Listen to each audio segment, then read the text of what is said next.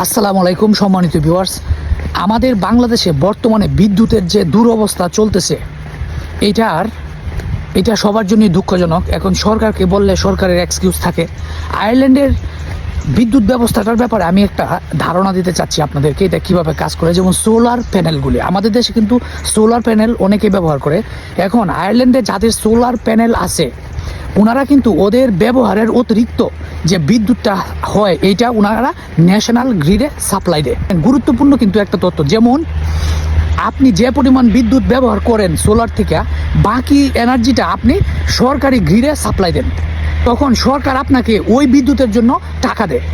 ঠিক আছে, দেখেন ছোট ছোট বিন্দু কোনো একটা কথা আছে না, ওই রকম হয়ে গেছে এই ব্যাপারটা। এখন আমি যে কারণে এই প্রসঙ্গটা বললাম, বাংলাদেশে কিন্তু আমাদের বাড়িতে আমি প্রায় অনেক দিন আগে 3 কিলোওয়াট, যতদূর আমি জানি 3 কিলোওয়াট সোলার প্যানেল ইনস্টল করছি আমি আমাদের বাড়িতে বিদ্যুতের ব্যাকআপের জন্য। সো 3 কিলোওয়াট মোটামুটি 3000 ওয়াট মানে ইলেকট্রিসিটি আমার সোলার প্যানেল জেনারেট করতে পারে। এখন ঘটনা হচ্ছে আমি কতটুকু খরচ করি, আমার কিন্তু খরচের পরিমাণ খুবই অল্প। ঠিক আছে, আমরা এই ফ্যান চলে, এসি চলে না ইয়া দেওয়া ওই সোলারে, কিন্তু বেসিক যে জিনিসগুলি ফ্যান, পানি গরম করা, টুকটাক এই লাইট টাইট জ্বালানো, এগুলি সবই চলে, সিসি ক্যামেরা সব কিছু সবসময় চলে। তারপরেও আমার অতিরিক্ত অনেক বিদ্যুৎ থেকে যায়। ঠিক আছে, কিন্তু এটা কি করি, এটা ইউজলেস, এটার কোনো কাজে লাগে না। তো এখন যদি আমাদের এই ধরনের কোনো সুযোগ বাংলাদেশ সরকার করত, যে আমাদের যে গ্রিড, যে ওয়াটগুলি আমরা জেনারেট করি তার অতিরিক্ত ওয়াটটা আমরা সরকারি গ্রিডে সাপ্লাই করার ব্যবস্থা করতে পারলে আয়ারল্যান্ডের মতো, তাহলে হয়তো আমাদেরও উপকার হইতো। কারণ এই সোলার প্যানেলটা ইনস্টল করতে আমাকে প্রায় অনেক টাকা খরচ হয়েছে, আমার খেয়াল নাই।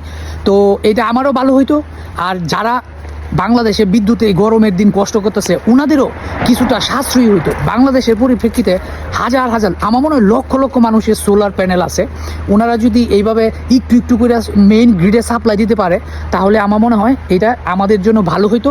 দেশের বিদ্যুৎ ব্যবস্থার একটা ব্যাপক পরিবর্তন হইতো। উদাহরণস্বরূপ একটা কথা বলি, যে করেন একটা সিলিং ফ্যান চললে খরচ করে 70 ওয়াট, যদি 5টা সিলিং ফ্যান চলে খরচ হয় 5 35, 350 ওয়াট। কিন্তু আমাদের যে সোলার সিস্টেম ইনস্টল করা এইটা জেনারেট করে 3000 ওয়াট। এখন 5টা ফ্যান চললে খরচ হয় 350 ওয়াট, কিন্তু আমাদের জেনারেশন ক্যাপাসিটি আছে 3000 ওয়াট। বাকি বিদ্যুৎটা কিন্তু আপনার কোনো কাজেই লাগতেছে না। সূর্য না থাকলে বিদ্যুৎ উৎপাদন হবে না।